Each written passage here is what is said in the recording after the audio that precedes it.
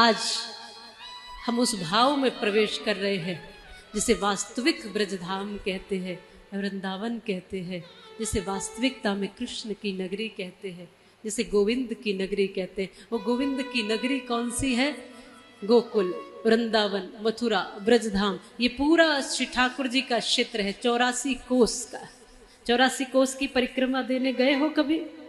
कितने लोग 84 कोस की परिक्रमा लगाने गए? हमारे इस पूरे 84 कोस की परिक्रमा में, इस 84 कोस की परिधि में ब्रजधाम बसता है। और यहाँ 84 कोस की परिक्रमा लगाने के लिए दूर दूर से लोग आते हैं। फिर यहाँ गिरिराज जी की परिक्रमा लगाते, वृंदावन की परिक्रमा लगाते। ये भूमि वास्तव में पावन रही है, यहाँ ठाकुर जी चल करके नन्हे मुन्ने कदमों से। इसलिए इस भूमि की शोभा वही बनी रहे, ये हर भक्त का कर्तव्य है। जिस धरती पर मेरे कृष्ण आए हैं वो धरती यूं ही गरिमा पूर्ण बनी रहे, ये हम सब भक्तों का कर्तव्य है। यहाँ रहने वालों का भी, यहाँ आने वालों का भी।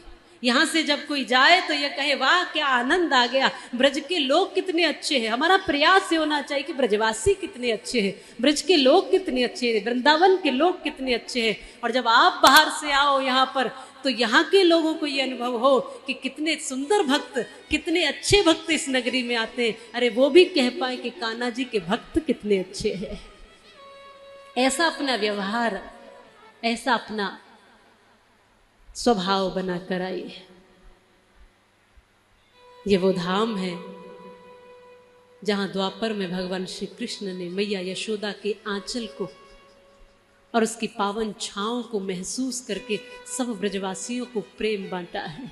गोविंद बाल स्वरूप में है, सब गोप गोपियां उनका दर्शन कर रहे हैं। और जब सब दर्शन के लिए आ रहे हैं, कंस भयभीत है, मेरे मारने वाला कहीं पल रहा है, तो पूतना को बुला के आदेश दिया, जाओ जो भी बालक कहीं पर जन्मे हो अभी कुछ दिन पहले, उन सबको समाप्त करो। वो भेष बदल कर गई, सुंदर बनकर गई और वहां पहुंची।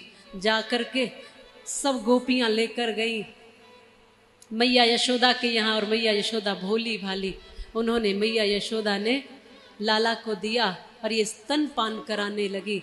स्तनों में ये जहर और विष लगा कर गई थी, ये मृत्यु देने गई थी बालकों को। भगवान ने पूतना को ही मृत्यु दे दी, प्राण खींच लिए। स्तनपान करते हुए पूतना के प्राण खींच लिए और ये समाप्त हो गए।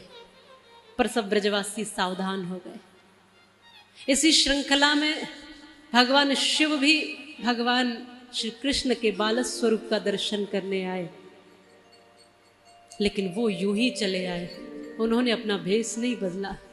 ऐसे ही जटाजूट धारी भस्म रमाए हुए ऐसे ही शिव आए। मैया यशोदा ने कहा बाबा दर्शन नहीं कराऊंगी। भगवान को वापस जाना पड़ा।